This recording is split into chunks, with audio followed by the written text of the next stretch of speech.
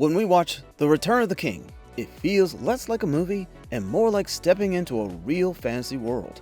Massive armies clash, giant creatures roam the battlefield, and impossible action scenes unfold on screen.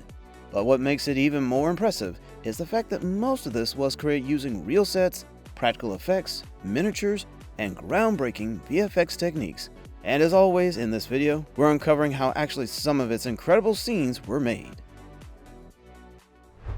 In the extended edition of The Return of the King, one of the darkest moments comes when Grima Wormtongue suddenly stabs Saruman, causing him to fall from the top of Orthanc Tower onto a giant spiked water wheel below. The scene feels brutal and disturbingly realistic, but behind the scenes, it was created using a smart blend of practical effects and CGI. When Saruman's body is shown impaled on the massive wooden spikes, actor Christopher Lee was never actually placed on anything dangerous.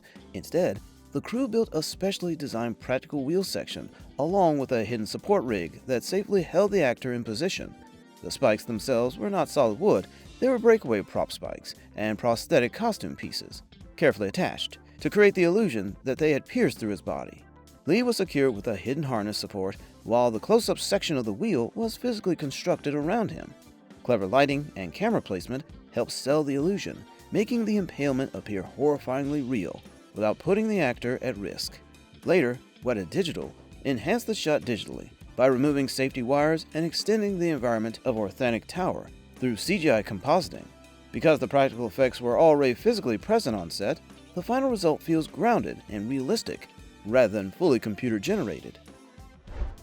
The Battle of Pelennor Fields in The Return of the King is already considered one of the largest and most ambitious battle sequences ever filmed. Thousands of soldiers clash across the battlefield, giant siege weapons destroy the city walls, and chaos is happening everywhere on screen. But in the middle of all that destruction, one scene instantly became unforgettable for audiences. Legolas taking down a gigantic Mumakil, almost completely on his own. As the armies of Gondor and Rohan struggle helplessly against these massive war beasts, Legolas suddenly charges toward one of the giant creatures. He fires arrows while climbing up his body, runs across the moving beast with impossible agility, reaching its head, and finally kills it by shooting arrows directly into its skull. Then, in one of the most iconic moments of the trilogy, he slides down the creature's enormous trunk and lands on the battlefield with absolute confidence. On screen, the entire stunt feels almost superhuman, and behind the scenes, creating that illusion was an enormous filmmaking challenge. The first important thing to understand is that the giant Mumakil were not practical creatures or animatronics. These enormous elephant-like beasts were almost entirely CGI creations designed by Weta Digital. Before filming ever began, Peter Jackson and the visual effects team carefully planned the entire action sequence using pre-visualization animation, also known as previs. Every movement was mapped out in advance, where Legolas would climb, how the creature would move, where the camera would travel, and how the battlefield around them would react. Since there was no creature prop on set, Orlando Bloom had to memorize the exact timing and positioning of every movement, so that his performance would later match the digital Mumakil perfectly. During filming, Bloom performed most of the sequence on blue screen stages using stunt rigs, harnesses, and hidden wire systems. Whenever Legolas appears to run along the creature's body or climb toward its head, Orlando was actually interacting with partial practical surfaces and specially built stunt structures. These physical set pieces allowed him to touch real objects and move naturally, while the rest of the giant creature was added later in CGI. For the wider shots and impossible action moments, Weta Digital combined Bloom's live-action performance with digital doubles and fully animated CGI environments. That combination is what creates the illusion that Legolas is truly sprinting across a living, moving monster in the middle of battle. The Mumakil's collapse was another huge technical challenge. The giant creature falling to the ground was fully animated in CGI, but the aftermath was not completely digital. For close interaction shots after the battle, Meta Workshop actually built a massive full-scale Mumakil carcass prop on set. Behind-the-scenes footage shows that this practical structure was enormous, large enough for crew members to stand on and actors to move around naturally. Soldiers, horses, and stunt performers could physically interact with a dead creature instead of pretending in front of an empty green screen. This practical element gave the battle a much more grounded and believable feeling. Early in the film, Gandalf races toward Minas Tirith on his legendary white horse, Shadowfax, while carrying Pippin Took. Even though the moment only lasts briefly, creating the sequence required a clever combination of practical filmmaking techniques. For close-up shots focusing on the actor's face, the filmmakers used a mechanical gimbal horse rig inside a blue screen studio. This machine was designed to create the motion of a galloping horse realistically. Actors Ian McKellen and Billy Boyd sat on this moving rig while large wind machines blasted air at them, causing their hair, robes, and clothing to move naturally as if they were truly riding at high speed. For wide landscape shots, a real horse was used traveling across the mountains and open terrain. However, scale became a major challenge because the hobbits were supposed to appear much smaller than Gandalf. For many distance and dangerous riding shots, the production used Gandalf's stunt double along with a life-size static Pippin dummy attached in front of him. The dummy matched Billy Boyd's size and weight, allowing the riding shots to remain believable while keeping the actor safe. By mixing mechanical rigs, real horses, stunt doubles, and forced perspective techniques, the filmmakers managed to create a seamless illusion that still feels natural today. One of the creepiest and most unforgettable moments comes in the middle of the movie, when Aragorn, Legolas, and Gimli enter the haunted Paths of the Dead. As they desperately try to escape the dark underground cave, the entire chamber suddenly begins to shake, and within seconds, thousands of human skulls come crashing down on them, like a deadly avalanche. On screen, the sequence feels chaotic and terrifying, almost as if the heroes are literally drowning inside a moving ocean of skulls. To create this sequence, the filmmakers used a smart mix of practical effects and CGI.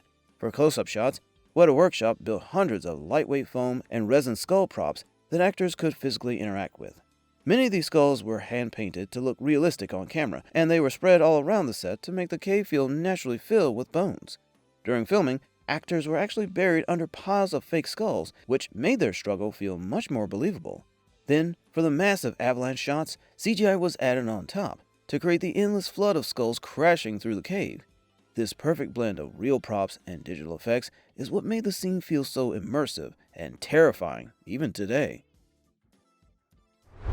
Creating Gollum was one of the biggest challenges the filmmakers faced because he couldn't feel like just another CGI monster. He needed to feel emotionally real, like a tragic living character. Originally, Andy Serkis was hired only to provide Gollum's voice, but once Peter Jackson saw his physical acting, the crawling, twitching body language, strange movements, and facial expressions, everything changed. Jackson immediately realized the actors needed to perform directly with Serkis on set, instead of acting against empty space. So during filming, actors Elijah Wood and Sean Astin were not imagining Gollum's presence. Andy Serkis was physically there beside them, wearing a tight gray motion reference suit while crawling on all fours through mud, rocks, and difficult terrain. He fully performed the role in real time, hissing, speaking, and reacting naturally with the actors. That's one of the main reasons the emotional scenes between Frodo and Gollum feel so believable. However, the final CGI version of Gollum required several stages to complete. First, the live-action performance was filmed with Serkis physically present. The mini-scenes were reshot without him to create clean background plates. After that, Serkis performed again on a separate motion capture stage, where his body movement and facial expressions were digitally recorded. The animators at Weta Digital then used the data as reference to animate CGI Gollum frame by frame. They carefully studied Andy Serkis's tiny facial details, eye twitches, lip movement, expressions, and even subtle emotional reactions, so the final creature would feel alive instead of cartoonish. And that's exactly why Gollum became revolutionary. He wasn't treated like a visual effect. He was treated like a real performance. The most impressive thing about the Lord of the Rings trilogy wasn't just its massive scale, it was the realism. Whether it was giant armies, huge cities, or terrifying fantasy creatures, Peter Jackson wanted everything to feel physically real on camera. And the Shelob spider sequence is one of the best examples of that approach. When Frodo enters the dark cave and gets trapped with the giant spider, it feels like the actors are inside a completely dangerous nightmare. But behind the scenes, a huge part of Shelob's lair was actually built practically inside New Zealand studios. Large sections of the cave were physically constructed with slimy rock walls, dark tunnels, hanging webs, and detailed textures, so the actors could interact with a real environment instead of imagining everything on a green screen. Because of this, Elijah Wood was genuinely crawling through actual tunnels and sticky practical web structures during filming. The uncomfortable and claustrophobic feeling you see on Frodo's face wasn't just acting. The set itself was designed to make the actors feel trapped and uneasy. One of the coolest practical effects was the giant web cocoon scene. When Shelob captures Frodo and wraps him inside thick spiderwebs, Elijah Wood was actually covered in stretchy latex-style web material on set. The webbing had a sticky and rubbery texture, so it would tighten naturally around his body and create a believable cocoon effect on camera. That's why the web looks so physical and realistic in the final movie, instead of feeling fake or weightless. As for Shelob herself, the giant spider was mostly created using CGI by Weta Digital, but the actor still needed something real to react to during filming. To solve this, the crew used partial spider leg props, moving rigs, and reference poles on set to show where Shelob was supposed to be moving. This helped Elijah Wood and Sean Astin perform naturally during intense scenes. The lighting inside the cave was also carefully designed with shadows, wet reflections, and flickering highlights, so the digital spider could later blend seamlessly into the environment. The result was a perfect mix of practical sets, physical effects, and CGI enhancement, which is exactly why the Shelob sequence still feels disturbing, immersive, and incredibly real, even today. When you first watch the Battle of the Pelennor Fields in the film, it honestly feels impossible to imagine how filmmakers created something this huge back in 2003.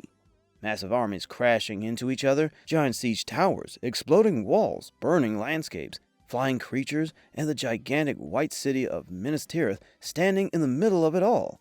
At first glance, it looks like pure CGI chaos, but the reality behind the sequence was far more impressive. Peter Jackson and Weta Workshop combined gigantic miniatures, practical sets, real outdoor locations, pyrotechnics, and groundbreaking CGI technology to create one of the most realistic fantasy battles ever filmed. The first major challenge was Minas Tirith itself. Surprisingly, the White City was not just a digital environment.